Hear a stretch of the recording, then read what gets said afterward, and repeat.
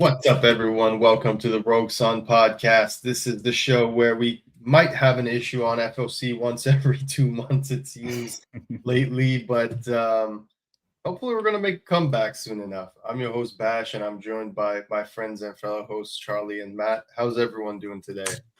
And doing good. Yep, doing good. Weather's kind of started to warm up, and now getting a bunch of rain. So, but yeah, it comes with the springtime, so it's better than snow. So, yeah, we're getting there. Yeah, can't wait to dive back into this. We got Radiant Black coming out next week, so it's all coming back, and yeah, we're getting back into the swing of things. How are you, Matt? I'm great. Life's life in summertime. It's sunnier out, so it's harder to be depressed. Though I'm trying now. It's hard to be depressed when the Massiverse is popping off like this. We got an advanced copy of what is it, 42?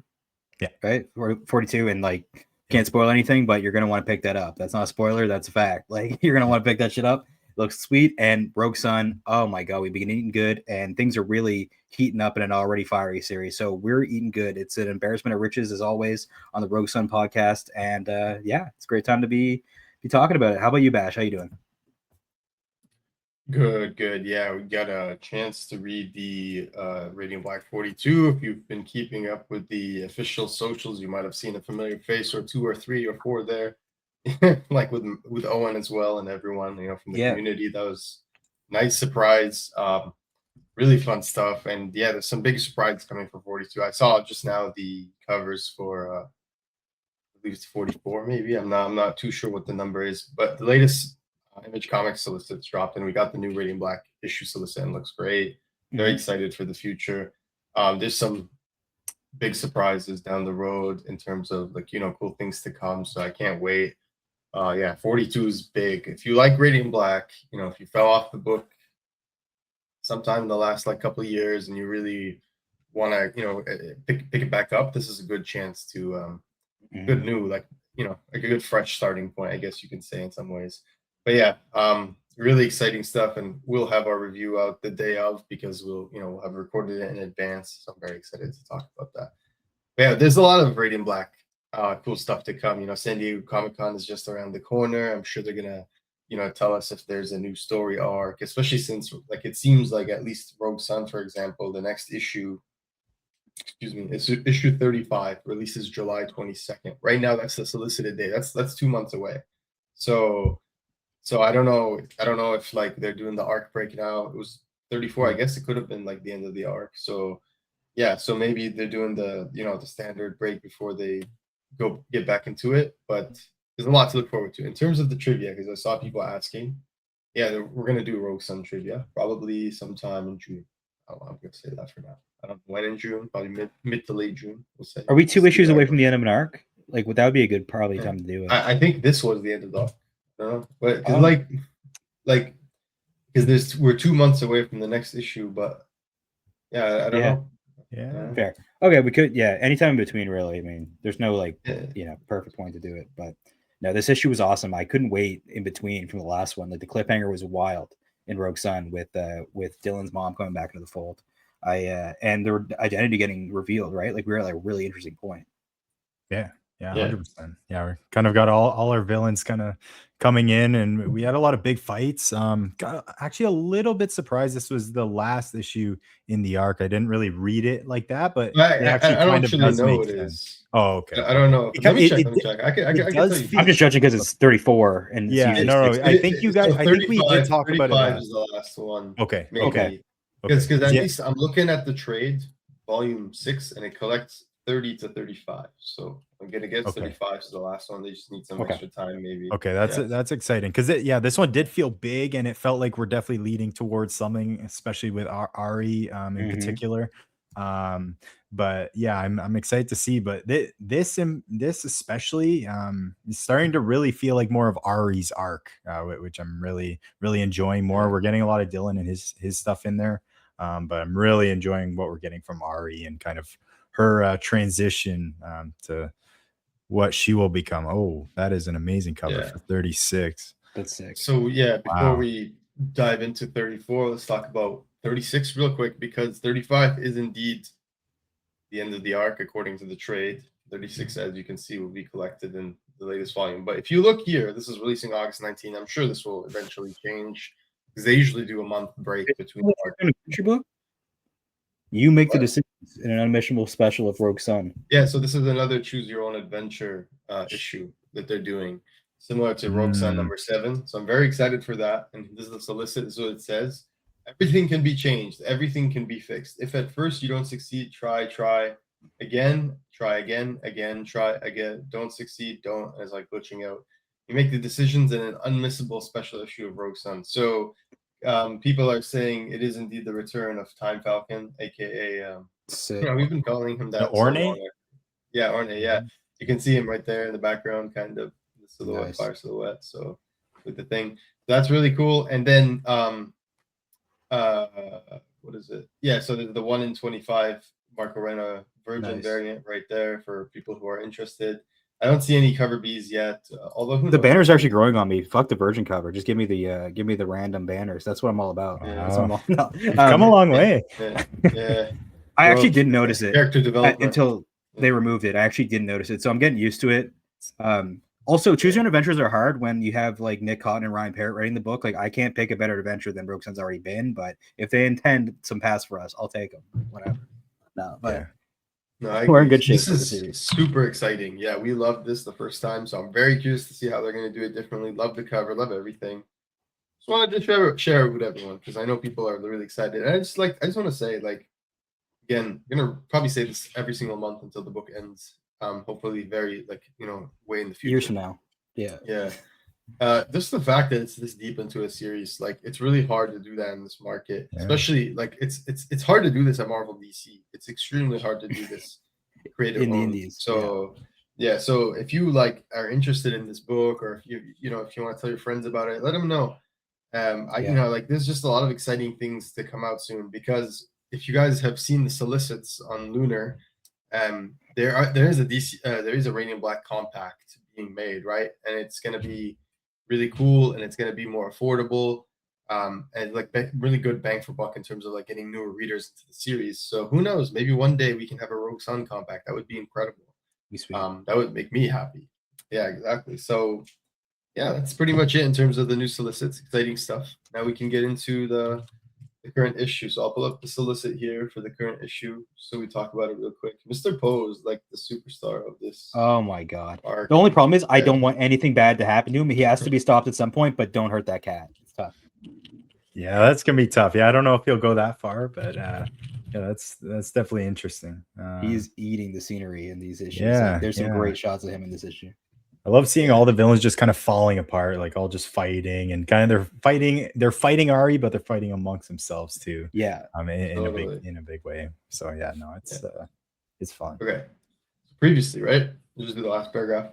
With things mostly quiet in New Orleans, Dylan has gone with his school friends on a college tour, leaving Ori behind to deal with the villainous Mr. Poe. But a necessary rescue from Hellbent may have revealed Dylan's secret identity, and Ori is fighting for her life. So we pick up in the last issue. Two big things happen, two cliffhangers, and we're going to pick up from both, starting with the first one. The first one being Ori gets cornered by pretty much every Rogue Sun villain into a trap, right, by Mr. Poe. Mhm. And the other one being that Rogue Sun saves his friends at the college tour from Hellbent's thugs / goons, but that word has been ruined now. But he's interrupted by his mom, who's broken out of jail and is there to have words. So two big cliffhangers. Here we see Ori, and I gotta say, just before we go real quick, give the creative Team. team. Yeah, so we got Nick Parrott, Ryan Parrott, Nick Parrott. That's funny. Ryan Parrott and Nick Cotton on the writing duo. We got Abel and Antro doing the colors. I didn't even realize Abel was doing every page here. So yeah, Abel is doing the whole art in this big, and Antonio Antro on the colors. So I actually didn't notice that right away, that it wasn't Natalia Marquez on the colors, but I actually really liked the colors too. Mhm. So it was good, really seamless switch. It fits into the general aesthetic of the book, and I actually think this is probably the most purple we've seen Ori, and it looks really good. So I really like that. And then we have cover A by Stefano Simeone, and cover B by Marco Loccati, and editor and designer Michael Dusudo, and Massiverse creative director Kyle Higgins, and Rogue Sun, of course, created by Ryan Parrott and Abel. So yeah, this issue's awesome. We pick up at the thing, and like I just said, you can see like the distinction in her armor this time, the colors is really apparent. Like I love the gray podrons, the shoulders, but compared to like the rest of her armor, there's a really nice contrast visually in this issue. So the purple really stands out, and it looks really cool because it's much easier now, in my opinion. Obviously, I feel like most people will agree to tell her apart from from Dylan, right? So so it's good to have Abel back on the pages, and I do like, I do like that instead of kind of trying to, I don't know, do some Batman bullshit here where she just like beats everyone. We see some, we see a little bit of her character kind of breaking in terms of like, I don't know if she's handling the pressure well, or we're seeing how she's taking to the role, and it's not what we initially thought. She's acting like Dylan, is what she's acting like. Yeah. Like she's putting too much pressure on herself. Like it's all coming to a head. Like we know like what brought her into this role, and kind of what's been driving her is to prove herself to her dad. But I think it's all kind of just piling up on her. And at this moment where she's kind of worried about failing, she's kind of she doesn't really care how far she goes to kind of just prove herself more to Marcus. So yeah, I think this is the start of kind of her descent. Hopefully not too into the darkness, but I think this is gonna start changing Ari a little bit. And yeah, it's cool. Like we see, like even she's bleeding out of the costume. Like she's taking lots of damage. We haven't seen that too much. So we can tell like it's a big fight. Like it's tough. Like we haven't really seen any Rogue Sun take on this many villains at the same time. So she's doing stuff that probably like Dylan and Marcus have. I'm sure Marcus has done it, but Dylan's only done a couple times. So she's definitely got a tough task. But it's I don't know. I think this is gonna turn her. Do you guys think this is kind of the start of her? Yeah, because she's like taking it seriously, but at the same time not. It's kind of weird because she's like asking for help, but at the same time she's like talking shit to Marcus every time he should. So it's like really strange. It's almost like she doesn't want him to think that it's like she doesn't want him to think she needs help, but she just like would like it kind of. You know what I mean? It's understandable because she's in the Prince Harry spot. She's in the spare spot where it's like I wasn't chosen. Like my dad picked this. She picked the kid. Like what Juliet said it better than anybody, right? Or Gwen and Juliet. I mixed up the names. So Juliet's the stepmom, right? Marcus's ex. Yeah. She said like she was the one that you didn't pick. She gave it to the kid she barely knew instead of the kid she raised. So, we'll talk about the line when we get to it. But him saying like, I gave the mantle to who I would be terrified having it. I don't think he would be as terrified with Ari because she'd probably take to it better. But granted, fathers are usually more protective of their daughters, so that line wasn't perfect for me. So it's give and take. Yeah. I don't know if you guys how much more we want to talk about in this actual particular fight, but I think. Definitely for me, the most interesting thing of this whole fight was finally like Marcus revealing himself to Mr. Poe and kind of coming out of the shadows and showing that he can communicate with some people. We saw it a few times in this issue, but this was kind of a big moment. Is this just because Mr. Poe is so powerful, or do they have some sort of connection? Like maybe he has some sort of connection to the Rogue Sun. I think he has history with him, and he's just realized this guy's like not playing games, like the other ones that kind of like you could pull something out of here and kind of deal with them, but this guy's like ruthless. So we assume that Mr. Poe is the only one who can see Marcus, right? I think no, like because I think Marcus can make himself be seen by certain people. And I think we see that throughout the issue. Because Juliet had the stone. See him. Juliet's holding. Okay. Yeah, Maybe it is. Maybe it's just Morningstar's powers are stronger on Mr. Poe or something. Yeah, because that's weird. I honestly think he might have a choice, like the Marcus. I do too, because he said that you never talked to me until now. To Juliet later in the issue. He said, "What happened?" And then Marcus goes, "I was starting to wonder if you were ever going to talk to me." So maybe she knew that she could pick up the stone at any point. Talk, but that's up in the air. Yeah. I also think like it's really interesting because Marcus, like, I think he's basically like basically the stone is like the fortress of solitude. He's fucking what's his name? Superman's dad. I forget his name. Fuck, man. Jor-El.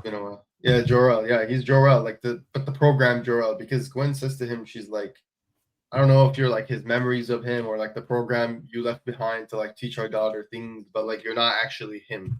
And I'm like, okay, like that makes him more like Jor-El, where he could be like some sort of AI. You know what I mean?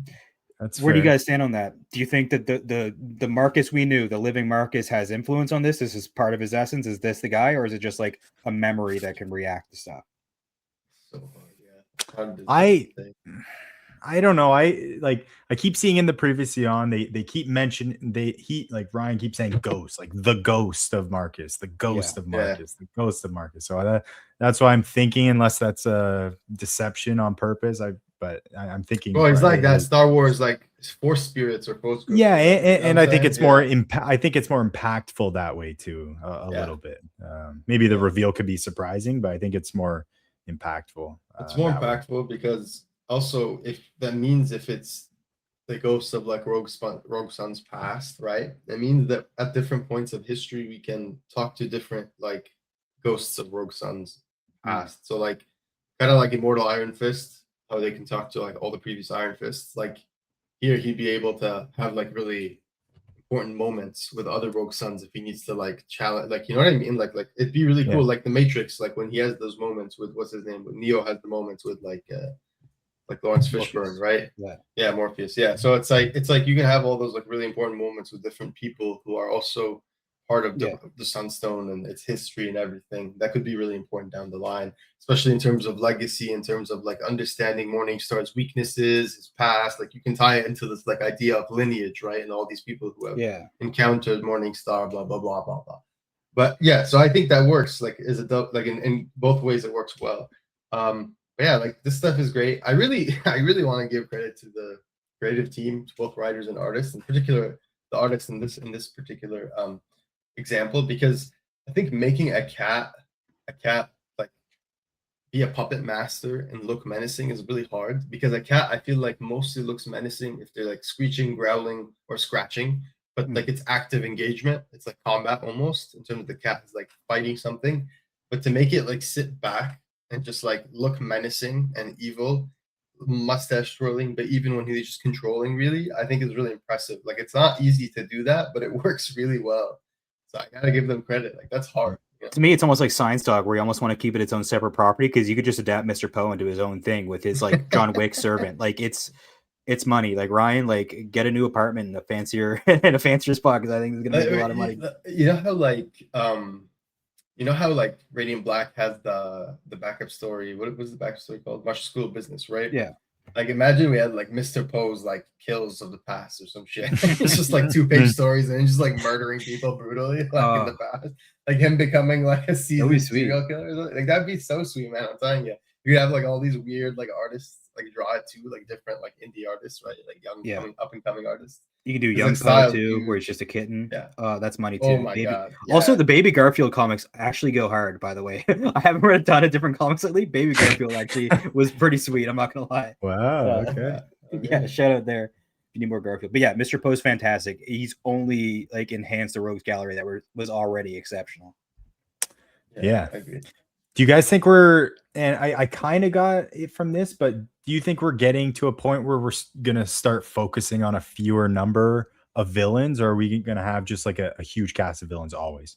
I think we're going to always have a big cast, but I think some arcs, kind of like we had the arc. What was the name of the villain that was like Battle Beast?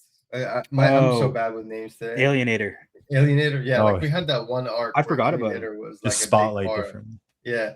The big part of the arc for like 3 issues. Remember, there's like really important moments, but then like we went, and then like same thing with like the Blood Moons, like who we'll get to like later in the issue. Like we've had like big focus on Blood Moons in previous arcs, and then they kind of went more mellow, and they were in the background as we focused on other characters. And then again in this issue, there's a lot of big moments for the Blood Moons. So I think that's how he'll always do it, in my opinion. I think like there'll be like different arcs that focus on different villains, but there'll always be like different things in the background. And I think if you read like a lot of like manga, like shonen manga in particular, like that's kind of how they do it too. Like there's always like a boss they're chasing or per chapter, and then there's other people in the background, right? Yeah, sure. And we're just killing them off anyways, because we lost like 2 Blood Moons tonight at least. So but like the villains he's so prolific at making good villains. Like him, like Ryan and the artist. So like I can't fault them. This reminds me, like, and I say this in like with a lot of joy and it's in an endearing way. It's one of the things that I remember all three of us saying we loved about Invincible is that like when we we're reading the book, there's a lot of like wacky villains that are like just so much fun. They're stupid, but you love them. Like you really do get excited when you see them, right? And it's like this reminds me a lot of that. Like I really genuinely love so many of these villains, and I get so excited when I see them. And I was really happy to see every single villain we saw in this issue. Yeah, so I think he'll continue innovating. I think he knows also that part of it is probably he has a creative itch, like he enjoys doing it because clearly he's good at it. And another part of it is probably like seeing the reception is good, right? People love these villains. And hey, if it's gonna give us trivia bait, I'll take it. Yeah, and I'm still waiting for Finnegan Root to see Finnegan Root again, stuff like that. Like, there's a lot of characters in the background. It does make the world feel bigger. That even we know, like now we know, like not only do we know the Blood Moons, but now we know, like we've been back to this farm. Like we know their farm where they are in Louisiana. Like we it just definitely expands everything. But this book has like a universe. Like it really feels like you could like separate, like you could literally divorce this book from the Massiveverse. And I'm not saying you should. I don't want that, but I'm saying you could literally like close your eyes and imagine this book is separate from the Massiveverse, and it still has such a big universe. It may as well be Apex City floating off in space with its own little like ecosystem, right? Like it's really well done. It's like it's nice little supernatural universe that still feels fresh in a really well-trodden space.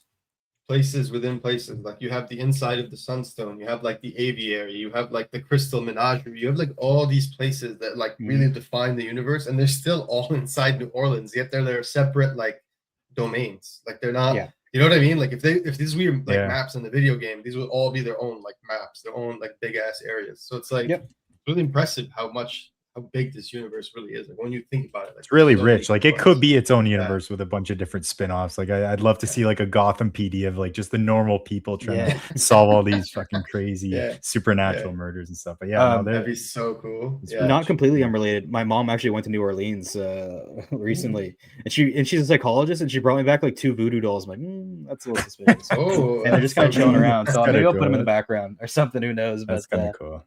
Yeah, but like you mentioned it, like they could even do like spin-offs with what's the name of the girl, Divinity? Divinity. Like you could do like a one shot with like what's the Order doing, like what's the history here, like, and you could show a supernatural thing in Chicago and have her run into Marshall or do whatever. You could literally just do supernatural with Divinity. Some flashback backstories with Dottie.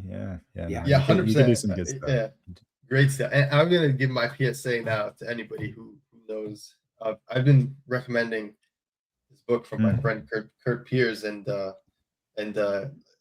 art by Luca Casalanguida and a bunch of other great people. But Kurt Piers, great writer, doing a lot of stuff. He's been doing it in the industry for a while, been trying to get an ongoing going. You might know him from books like Indigo Children, things like that. But he recently did Lost Fantasy, and Lost Fantasy is really good. It's starting to catch a lot of heat. Like all the issues got really expensive. There's no like TV news or anything. People are just excited to check it out. And if you like Rogue Sun, you like fantasy, action, adventure, Lost Fantasy is so good. It starts out kind of like True Detective a little bit. There's like there's a guy investigating some like there's like a barrier between like the magic world, and you can think of it kind of like the ice wall, Game of Thrones kind of thing, but barrier between like the magical world and the real world, and like it's kind of like breaking. And so there's like a murder that happens in a party, and there's suspicion that like there's either magic or something supernatural involved. So they send this guy called like Henry Blackheart to investigate it, and he's part of these like different houses, kind of like in Game of Thrones. So there's different like two people who are like protecting part of these different houses that are all like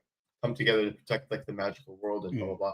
So it's great, and if you like Rogue Sun, I think you'll really dig it. If you the universe is huge that it spun off multiple different heroes, including this new book called Fireborn, which is takes influence from books like Rogue Sun amongst others. Even though Chris said he hasn't read Rogue Sun, but he's really interested. So you look at that, and it's like Fireborn was also really good. Read that, got advanced peek at that. But Lost Fantasy, in my opinion, is better, but they're both great. I recommend both. So not only do I recommend those because they're similar in themes in terms of like similar vibe to like these books where it's like fantasy, action, great aesthetics, stuff you might know. But I actually think like if they ever do a crossover in the future in different image books, like random image books, I actually think Rogue Sun and Lost Fantasy would be like a perfect crossover. Like it'd be stupid, it actually works so well. Like it's kind of crazy how well together they fit. It's like peanut butter and jelly kind of thing. Like Radiant Black and Invincible. You know what I mean? Like Nice. I'm just saying. Yeah. So if anyone's interested in reading more Image books or universes, if you love the Massiverse, you love Rogue Sun, you want more universes like that where it's good art and great covers and awesome stories and it's big, check out Lost Fantasy, check out Fireborn. It's fantastic. You won't regret it, especially Lost Fantasy. I love that book. But yeah, Fireborn just started and it's already up to a third printing. So crazy. Damn. Anyway, Nice. back to Rogue Sun. So yeah, we're now back at the second plot of this story, picking up from the other cliffhanger from last issue, which is where Baton Rouge University, where Cataclysm just rescued Dylan, who rescued the college kids, aka his Yeah. friends, who were at the tour. This was like, I honestly really like that he gave, what do you call it, Vanessa like a quick like, no, like we'll talk about this later. Clearly, you know, you're not stupid. You know, he's not gaslighting her or anything. Yeah. You know, that was A great. little bit, or what you So, think you know. So not really, but he Yeah. handled it really well Yeah. for being Yeah. 19 or 18. Yeah, no, that was good. I totally forget. I think it was some sort of Mandela effect. I thought for some reason that they kind of like Vanessa and stuff knew that Gwen was the mom, but I guess like she just knows that Gwen knew who Dylan was, so it was just kind of exposed who Dylan was. But yeah, they don't know who Gwen is at all. But yeah, I thought this whole situation was kind of funny. Like they definitely keep it a secret, and he gets away, and it leads to a good conversation with Gwen. What did you guys like? Did you guys think this kind of like led up to kind of the hype you're waiting for this conversation? What did you guys think of this encounter with I Gwen and liked it Dylan? a lot because it felt raw and honest and messy, Mhm. and I that's kind of how I like these things to be, especially like I just don't like cliched shit anymore, man. Like I'm kind of over it as an adult. Like I'm not like especially kind of in indie books. Like I'm not reading some fucking Marvel DC books. So if it's a Marvel DC book and it's like you know whatever flavor of the week, flavor of the month kind of book, like I can like allow it, right? It's whatever. It's a corporate book, but when I'm reading these really indie creator owned books where there's so much passion and creativity, I want something more like this where it really feels like it's well thought out, it's honest, it stays true to the theme and core of the book, and I think that's what this moment is. I really didn't know what to expect going into it. I knew it'd Yeah. be messy, but I didn't think like are they gonna talk for like half the book or are they just gonna be no? It was quick, and I like Dylan surprisingly showed signs of like there's still signs that he's a little bit like Dylan, but there's signs of growth there as well. And I really like that sentence where he says, what is it? He says something. The disappointing thing. Yeah, he says, "I know I disappoint you, and you love me anyway." Yeah. Good Yeah. news is now I know how that feels. He just goes away. Yeah, I, this is really interesting because like this whole thing I found was Dylan's getting to a point where he's starting to have to create like a lot of his own rules, his own morals, and his own kind of stuff to go by. I think like a lot of the time before, like the goodness we saw in him was kind of like flashes of kind of his mom, the things his mom taught him, kind of all these things, and now he's to the point where he realizes like his mom's maybe not as when we yeah it's kind of like not as great or as I don't know as nice as she thought, as wise as he thought, so he's kind of starting to have to make his own decisions and kind of go with that. But this was, and honestly, something that stood out to me, kind of non-story wise, but these were some of the best two looking pages I've seen in a while in this book. I don't know what it was, but they were like I can tell you. super clean. They were You know, super clean. a big part of it is the way that ever since I watched Batman Mask of the Phantasm, one thing I've really loved with the way like certain pictures are played with is something they do early on in that movie is Phantasm uses like smoke grenades to kind of blend into the background. So it really makes him look like a demon when he's coming out like right at you. It doesn't make him look like a person. His like cape and legs kind of Yeah, blend into yeah. the background. So you just see a torso coming out of shadows and it's fucking creepy.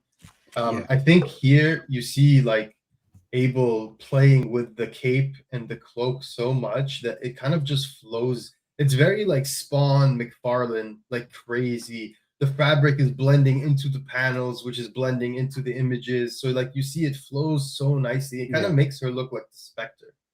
So it just Yes. really adds this like gorgeous, like I can't explain it, like this almost like loose feeling to these panels where they feel like almost like gods, even though they're people, right? They're like flowing in the air and shit. I just love it, especially that scene where he's looking right at her, where there's the mask. It's the page where she says like, "You once grounded me for cheating on a math quiz," and then the panel right next to it, she's like taking up so much of the panel with her like flow, the green flow of the. It's just so cool, man. Like it really adds also to the tone of the book. The tone of the book being like a very supernatural book and everything. Like it shows you like the two extremes of like we were just that kids, like regular kids at a college campus, and now these two flowing like wispy beings now talking about like life and death and shit. So but they're still like at the core of it, it's still humanity because they're talking about like being mother and son and things like that. And I also what I really like about this issue, or sorry, about this exchange between the two of them, is that in a way, if you read between the lines, what he's trying to say is that we've both like changed as people. That's what he's trying to say. He's like, look, like we've both changed since that moment, and like let's take a time to like fully appreciate that change and like like think about that. And that's why he brings up the math quiz. He's like trying to say like you were once like a very like like a righteous person who like was so like this. And now you're like willing to like side with Morningstar and let's go give him the Sunstone. Fuck everyone else, right? Like he's saying all that without saying it, right? So I thought that's the sign of maturity of like Dylan now knows how to like speak matters of the heart, but even in an eloquent in a succinct way, where it's just like he doesn't have to say all these things. He's speaking a lot with his eyes. You look at that moment where he says, "I'm sorry, Mom. I know I disappointed you, and you love me anyway." The way she's looking at him is like she understands that. I don't know if she's looking at him like she sees a bit of Marcus in him there or no, but like that quiet pause from her as he flies away, like there's a lot being said there that's not being said, right? That's what makes this book so rich. There's so much happening in these pages. So good. And the colors, look at all the colors. Like look at the palette. It's like blue bleeding into purple, bleeding into like it's like rainbow sherbet, and then it's like green and orange. Beautiful job. Yeah. Such amazing. Yeah, like it's everyone was firing on all cylinders for this. I was just thinking while you guys were talking about this great panel. I remember in issue 1 where they're eating moldy sandwiches, or like Dylan's got a moldy sandwich, and that could almost be like foreshadowing for like the green. That's Morningstar colors, so maybe that's like Morningstar influence. You never know. Anyways, another thing I want to say, infect their lives. Right? Who knows? There we go.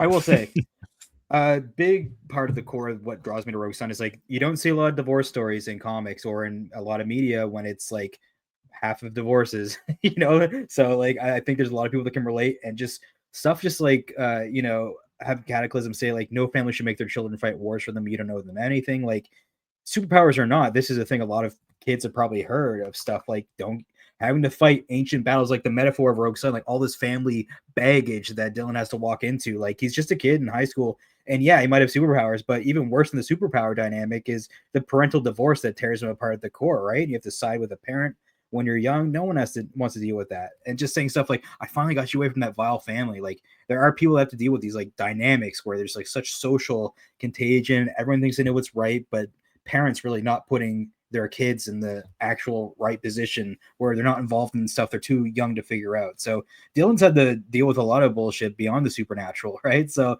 I really like that this series plays with that, and the metaphor and how layered the stories are and the characters are. It's amazing. Even like Marcus has been dead the whole time, and he's such a cool character that's never been in like the actual forefront. Like this is a great series, and it's amazing that we've been able to talk about it since its infancy.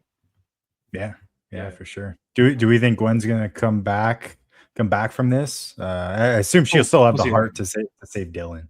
I don't know if like she'll be a mom again, like a standard mom, but I think she'll definitely fight for the greater good with them against Morningstar. I think she'll hopefully slowly realize errors. I want to say Return of the Goated Sleepiest Shroud. We haven't seen that one in like 15 issues or something, so that's pretty awesome. I'd love to see it. Not since the ShamWow has a blanket been that awe-inspiring. Oh, 100%. And it reminds me of the no, I won't go there, but it's fine. She's I really like this moment too, because we see Ori recovering, but like also listening like a nosy goth, but we also see Marcus finally reveal himself to Julia, and it's really, again, I really love the facial emotions and gestures in these pages, because there's a lot of pain and emotion there, and it's really great. It's awesome. Like, I love the look that Julia get, like her looking over her shoulder as she hears his voice. Like, that's such a great image right there, and you can see the kind of like the regret and pain in her face, but also like the longing for wanting to speak to him. I don't know how to feel about Marcus these days, man. He's so like, there's a part of him that's a bit too nonchalant. You know what I mean? It's like I don't know, man. I don't know what's his end game. I kind of want to know what his deal is here.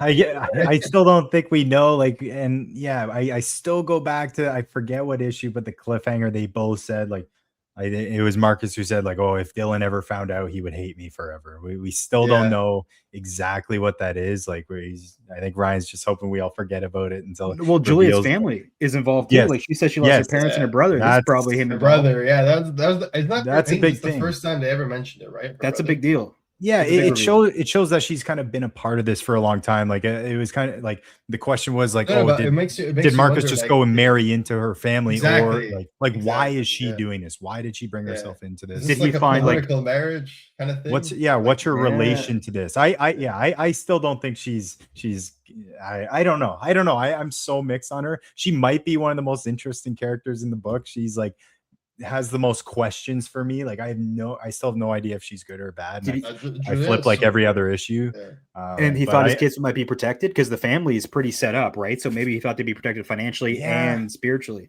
And she does Yeah. care about her kids too, which is very like, it's tough. It's tough. She's a really interesting character, a really interesting dynamic too. But yeah, Marcus is definitely hiding some things. And one other big question I have is I'm still curious why, like, Mr. Poe's whole big plan is to take down Ari. Like, they wanted Ari there to kill her, to take her sunstone. But we know she doesn't even have a legitimate sunstone, or I guess we don't know that yet. So like this whole plan, shouldn't like, be. there's It so seems many like it shouldn't be questions. legitimate.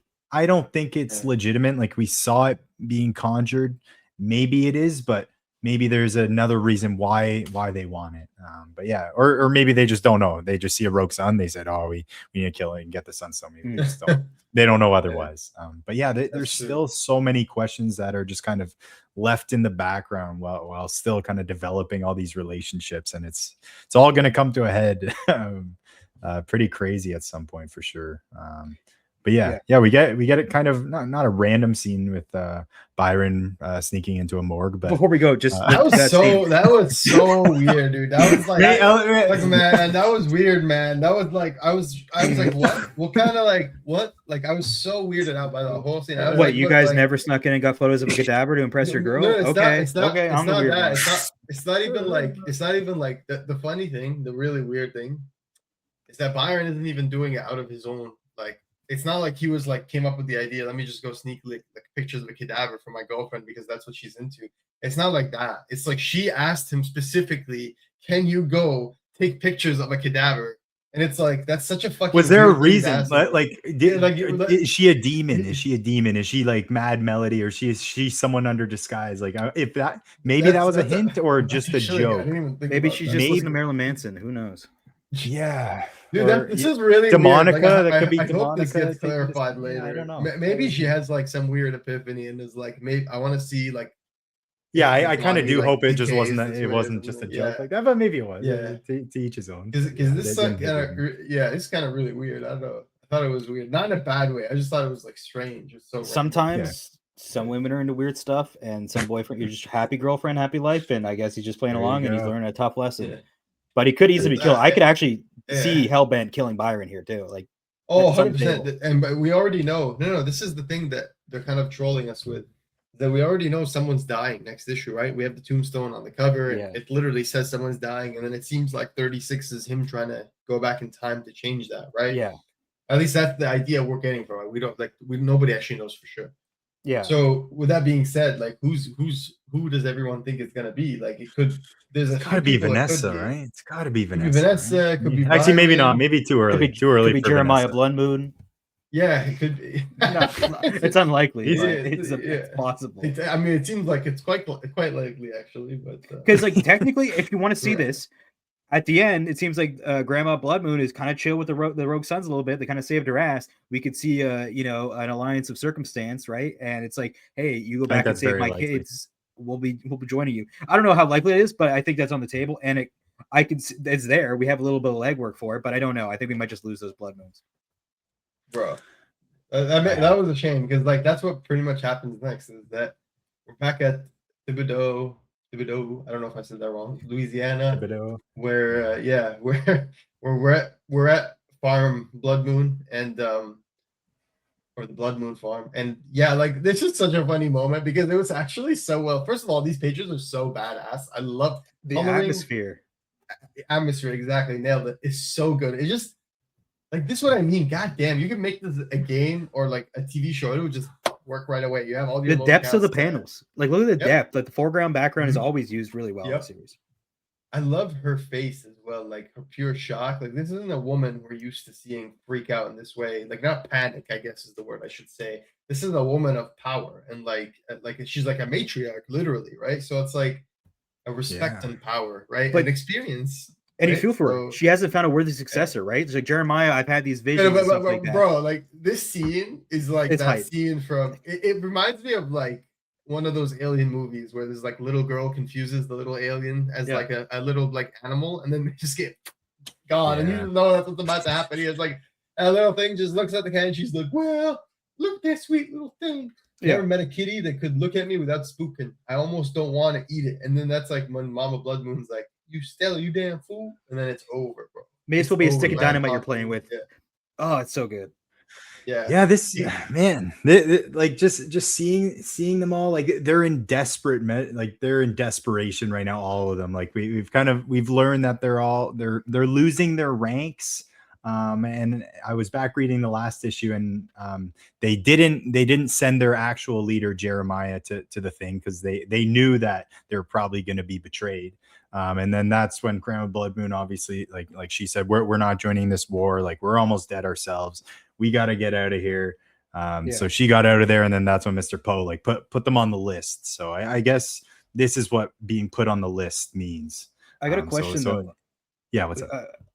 When Mr. Poe, okay, it says Mr. Poe always wondered whether it was the dog or the bat. To think it was all just this time was it was just the farm.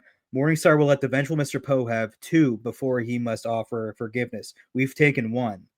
So he kills 2 Blood Moons in that same panel, right? Or that looks like 2 Blood Moons taken out. Like those aren't the 2. Like what 1 or 2 is he referring to? I don't think.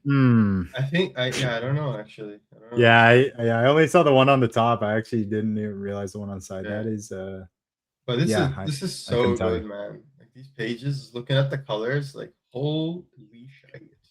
You know, whoever the page where she activates her powers, she tries to curse him, doesn't she? She says, "May their sorrow melt your skin, their grief carve out your eyes, and their anguish devour your heart." I thought she was going to curse or summon the souls, like summon them like ghosts all like swarming. I think she kind of just shot the soul energy at him, and what a cool panel! Maybe the coolest panel with the Blood Moon. With the Blood Moon, or like just rip, like kind of blasting off of him, going through. He's all white and like that's some pretty cool stuff. But yeah, this is a really cool fight.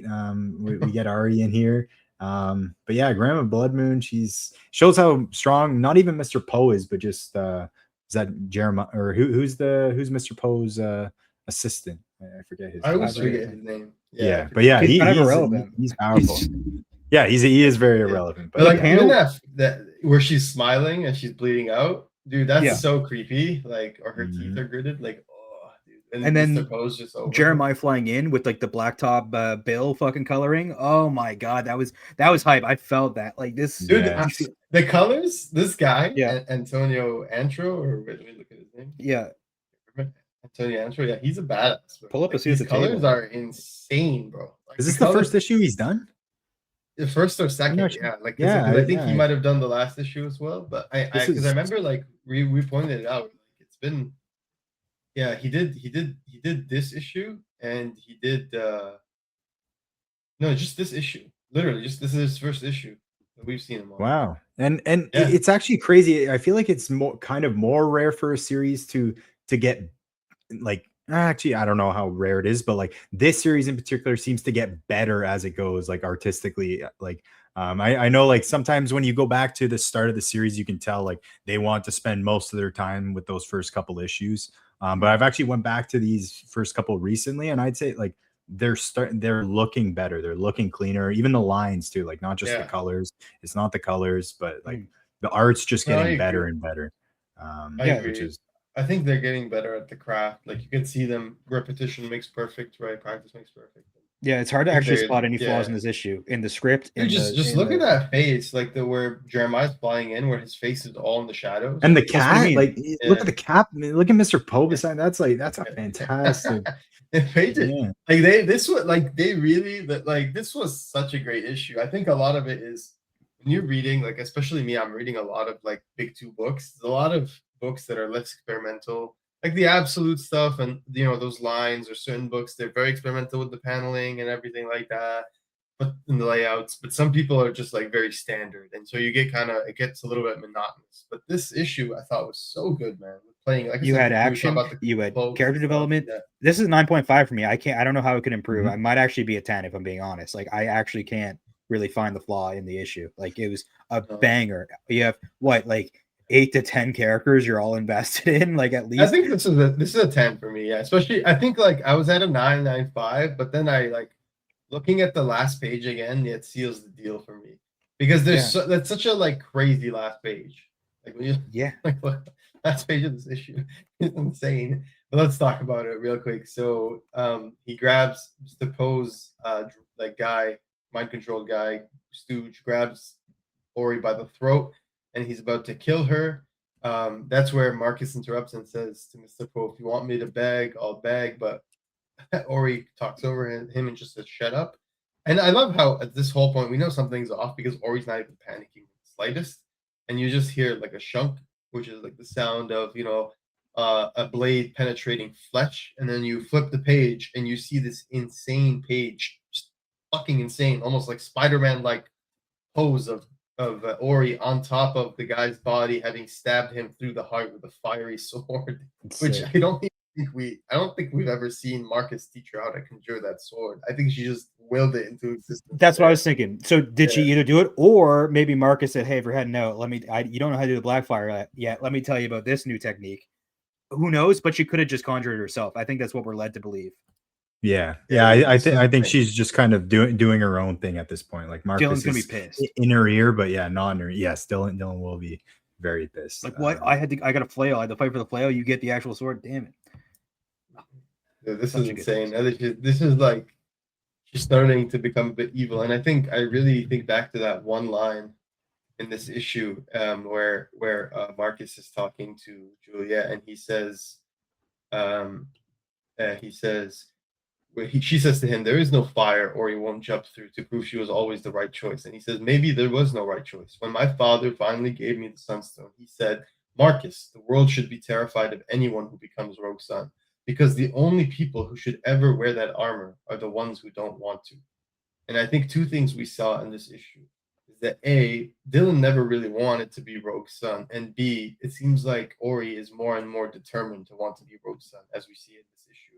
And I think that line in particular is going to be really important in terms of Yeah. that schism now forms. Yeah, like And Ari is it, heard this too. Ari was in the other room yeah, with the cloak over her face, hearing this, which is important for her to hear, to know that her dad did not pick me because he didn't think I could do it. He's just, there's reasons. Yeah, but the more like heartbreaking thing for her is that actually could be why he didn't pick her, because he knew she wanted it so bad, right? Like obviously he didn't want her to get hurt, but he knew something, like a certain type of person could be Rogue Sun. Like you didn't want to have it. That's I think why he chose Dylan, a big part. But obviously he didn't want to see his daughter get hurt.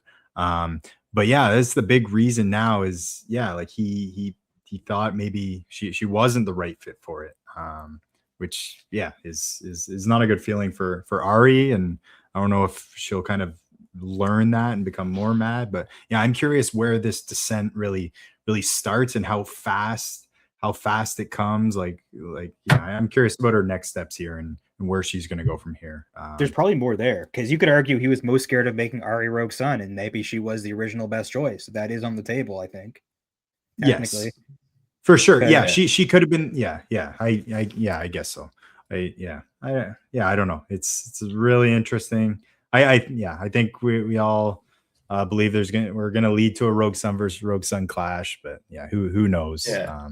But yeah, did you guys already say who you guys think's gonna die next issue? Dude, I have no idea. Any vote? I said Vanessa before, like before a few issues ago, and I'm like, now I'm thinking maybe Byron because like he just got, and I feel like Byron, like, I don't know, man. Is him like going into like the cadaver thing foreshadowing or something?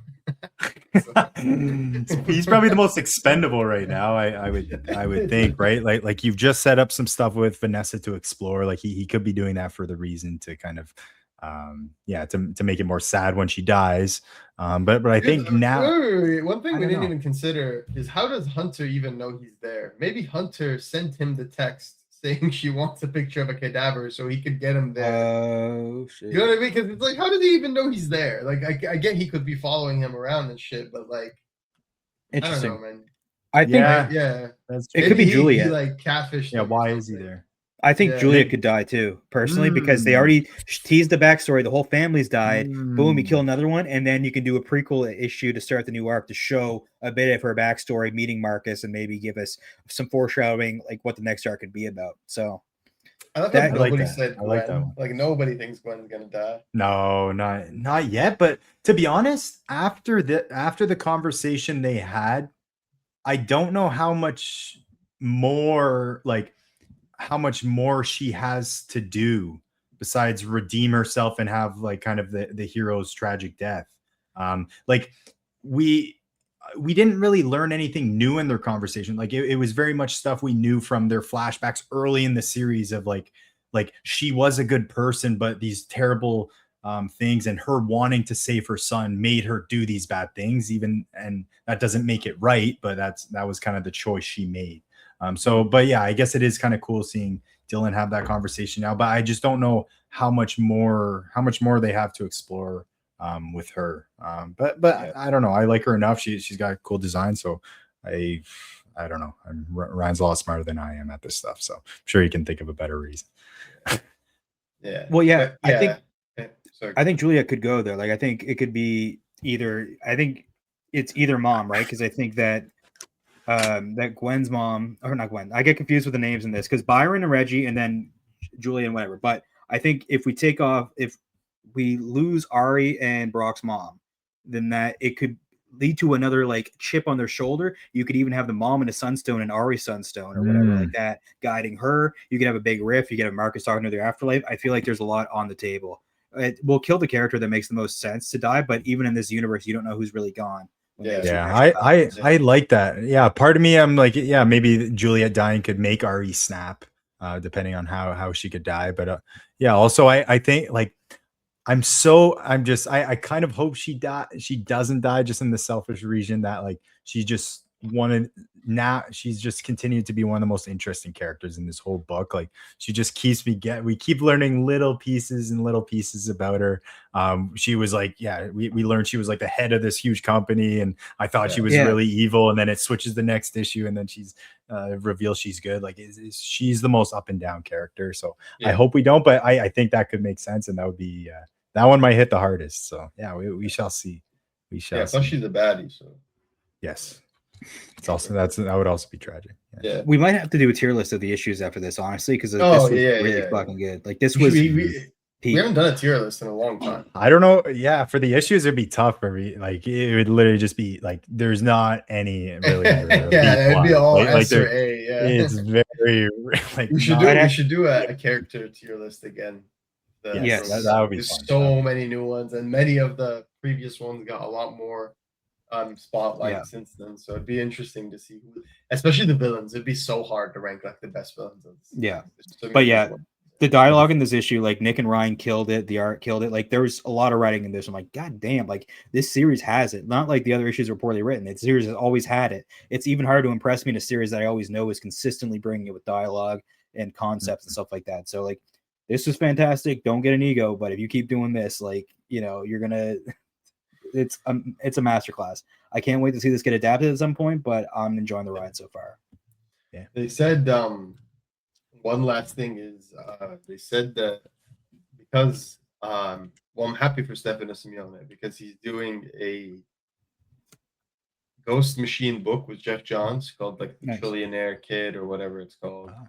So he's and it's only like 2 or 3 issues, but so he'll be gone for a few months. So I think Michael Visuto said that because of that, we're gonna get Marco Renna to do the covers for a few Cool. issues. Obviously, starting with 36, which is why he did the cover for that issue. So there's that. In terms of other things, in terms of Rogue Sun, is the next issue is gonna be a while. It says right now the tentative release date is July 22nd. That's literally 2 months away. Literally. So it's gonna be a minute before we get the next issue. I'm okay with that. Like We'll do some off-season rankings Yeah. and stuff.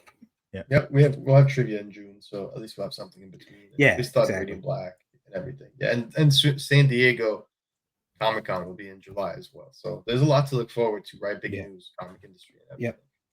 everything. So next issue that we're gonna review is, I believe it's Radiant Black 42, which 40, when 42. does that come out? June 3rd. I think that's You're this gonna one. want to pick that up. Yeah. Oh, it's June 3rd. That's Oh. it's June 3rd. So Okay, so not yeah. this, 2 Wednesdays away. not this week. Next week. Oh, okay. Yeah. So if we're gonna record we got access to the issue a little bit early, so we're gonna record our review a little bit earlier, but it will drop that day, Wednesday afternoon, June 3rd. So obviously we'll have spoiler warning that issue, But pick it up. Pick that up. Stay off big Twitter. one. Get to the Yes, comic book yes, store on stay off the Wednesday. internet. Be very careful. I'll put a reminder in both Yeah. Discord servers and the official and in our podcast Discord server that people should be careful about spoilers. It's gonna be big. It's gonna be big. So yeah, very excited. I think that's pretty much it for now. Other than that, if you're really like I said before, if you want to check out something else in the meantime while you wait for the next Rogue Sun issue, Reading Black, etc., go check out some of the other amazing universes by Image Comic or some of the other books. Like Lost Fantasy is great. There's a book I'm reading called Just Brutal from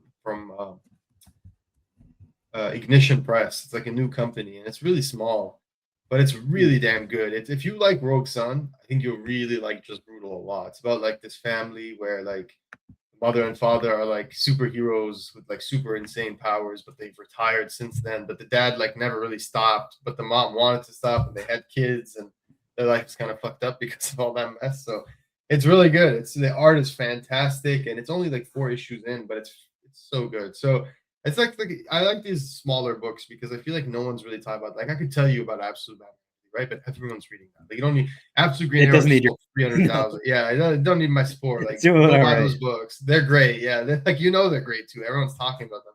But, like books like Lost Fantasy, Just Brutal, etc. They're just starting to get some recognition. So go out there, especially like Just Brutal. Like go check that book out. Seriously, don't wait until it's like expensive or hard to find. Check it out. It's so good. It's so good. Like it's the kind of thing you wouldn't expect to do, like to be out in a comic book. Oh. What it is. Before we go, so that cover, she's holding a baby. That is that just Yeah. like symbolic? Yeah. Is that symbolism? I assume. Yeah, I had no it's gonna- idea, dude. I have no idea. Yeah, I was gonna add, like, I don't know. First thing I did notice was like we were talking about how cool the cape looks. Like another cool look at the Yeah. cape on this cover. Obviously, like it kind of the Yeah. way Stefano does it is pretty cool. But yeah, I Yeah. think it is just that. Oh, I just noticed that he's got the image symbol on his The chest. eye on the diaper. Is that on purpose?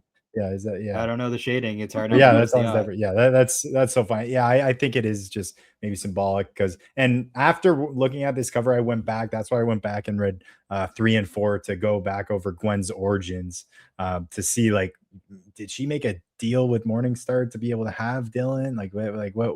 What went on again? I just watched The Omen, so that all that stuff was kind of going through my head. So, but yeah, this.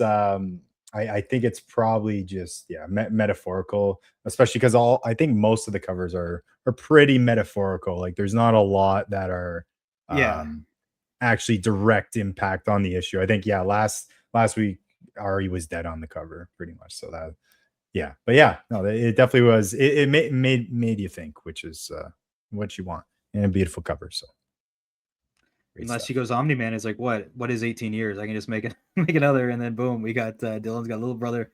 and then he gets the Sunstone, and then Dylan and Brock are both jealous. Boom. No, it's probably just symbolic. It's a cool cover. I just wanted to talk about that because it came to my mind before we got out of here. Yeah, Yeah. fair enough. So here, I'll just read the solicit. I'll just show you guys just brutal before we go because I want to do my part to promote books that nobody is reading. So For sure, this is a longer episode because there's so much to gush about in this issue. Like a lot went down. yeah, that's good. So here it is. This is the book. It's called Just Brutal. So as you can see, the art's really good. It's like kind of weird. It's like you look at the cover, you're like, what is that even about, right? So it says every family has problems, but the Savage family has actual monsters. Jordan Savage is a normal 16-year-old kid barely holding it together after his parents' recent divorce. His twin sister Winter is opposite in every way, including how she is coping with the changes in the Savage family's lives. And those changes are bigger than they could even imagine. They're about to find out that the boring, bickering parents they've lived with this whole time are secretly ancient, death-dealing barbarian warriors. They have been living quietly for 3,000 years, having defeated their nemesis, the evil sorcerer warlord Farklar the Fleshless, leaving the world safe for humanity. Only now Farklar has returned and his army of hideous Mordorks are about to devour Des Moines. Now the savages are piled in Mom's minivan, headed for Iowa to wage war against Black Magic Armageddon. Jordan is freaking out, Winter thinks it's pretty cool, and no one is sure if Mom and Dad can get along enough to save civilization from destruction. Just Brutal is an action-packed thrill ride that stacks the trauma of family against the challenge of saving the world. It's good, and if you look at the art, like The art looks really cool. like it's quite like if you look, it's quite like it's really cartoony, but it's also has like really good character design and sensibility, and it gets quite violent. It's like don't be fooled by like the cartoony nature of it. It's pretty intense. It's almost like fucking reminds me of Army of Darkness cover a little bit. Yeah, it's like that. It's really good. Like I'm telling you, it's like there's nothing. It's hard to describe because there's nothing really quite like it. Okay. In my opinion, right now, maybe Rogue Sun is the closest in terms of vibe because there's divorced parents and all that, but completely different otherwise. Anyway, check that out if you can find it. Yeah, it's awesome. Ignition Press is a new. They came out like 2025. They're new. What do you call it? Comic book publisher, so they don't have like that many titles, but they actually have really good shit. So check out their library. They have good stuff. They have some really great creators. So if you like comics, but indie comics in particular, small press comics, etc., check them out. I love this book so much. I pre-ordered like the number 0 Ashcan from their website. Like I didn't pre-order, sorry, I bought it recently. I love this book so much. So yeah, check that out. And yeah, we'll be back soon with more Rogue Sun and more Radiant Black. Radiant Black in 2 weeks. Rogue Sun trivia sometime in June. There will be prizes, including variants that are signed by Ryan Parrott and extended variants. And we will be giving away Radiant Black, maybe some Radiant Black books, and then we still have the hardcover. So make sure you subscribe. We're getting close to our target numbers to give away. So hell yeah, subscribe. Please like and subscribe. Leave us a review on your podcast aggregator, and we'll see you next time for some more Rogue Sun. Go Rogue, everyone. Just gotta put the outro. Actually, we don't even have one for this one. Go Rogue, everyone. We'll see you next time.